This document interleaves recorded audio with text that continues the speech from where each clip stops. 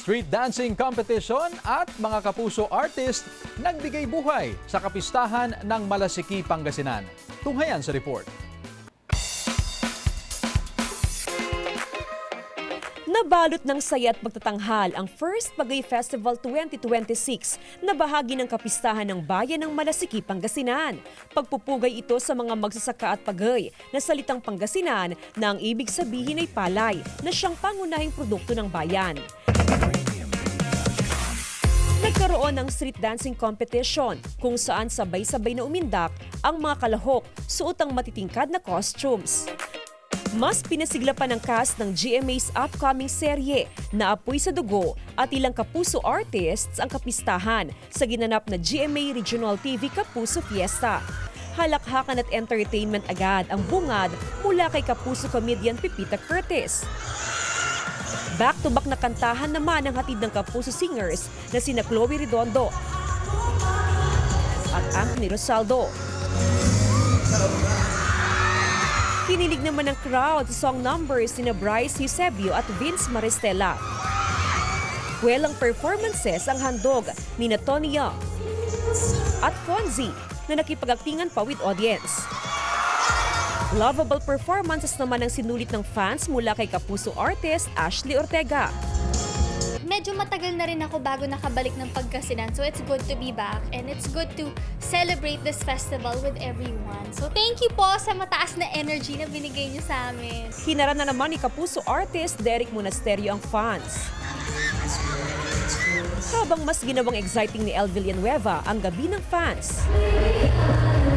Ayan, maraming salamat po sa pagsuporta at pagpunta po dito sa show namin at sa pagtangkilik sa mga GMA shows. Maraming salamat po sa inyo.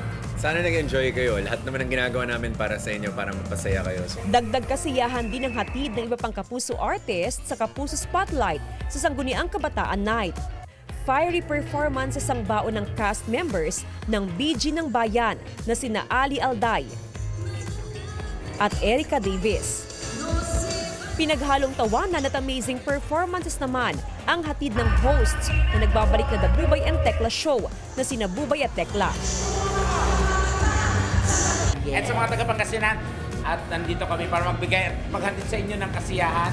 Ay, naku, ibang-iba talagang pakiramdam, lalo pat napunta ka dito sa Norte at nakasama pa sa Malasiki, Pangasinan. Grabe. Iba ang festival dito, grabe. Very Tama. festive. At para makompleto ang fiesta experience ng ating kapuso artists, hindi nila pinalagpas sa tikman ang ilang kakanin na gawa sa bigas. Ano na yan, Gemma? Ito naman puto. Oh, di ba? Puto bigas. Parang siyang Gemma. Yes. Ang sarap. Ito, may something sa loob. Oh, totoo. Masarap sa meat! Ikaw muna. Matamis. wow, ang sarap. Nagulat ako ron. Diba? So, buchi na may pastilya sa loob. So, yun yung ano na yan. Malambot, matamis, masarap. Palitaw. Ang sarap. Sarap. Ano yung pinaka nagustuhan mo sa lahat ng mga... Ako yung peachy-peachy kasi may surprise siya sa loob. Very surprisingly good talaga siya. And first time ko lang din talaga makatikim ng palitaw na may feelings. Ako din yung favorite ko sa lahat, yung palitaw. Iba yung shape niya. Tapos madali siyang kunin kasi may hawakan, may dahon ng saging. Jasmine Gabriel Galbat, One North Central Luzon.